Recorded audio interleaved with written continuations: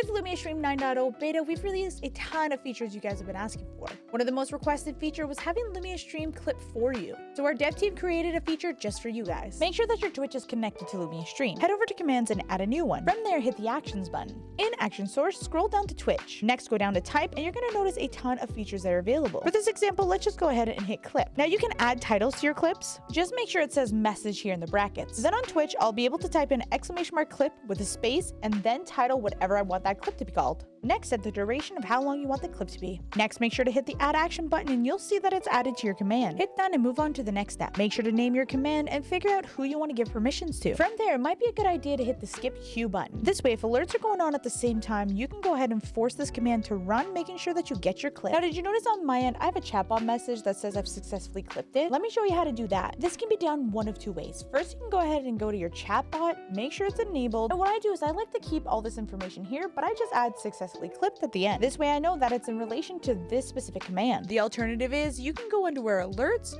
Twitch, clips, and you can turn on a base alert. So anytime somebody clips the channel, you can maybe have an audio alert, your lights flicker, something to confirm that you did indeed clip it. And the last step, just make sure that Lumiastream has full permissions through Twitch to make sure that we can actually clip. Have any other features that you'd like to request? Let us know in the comments down below.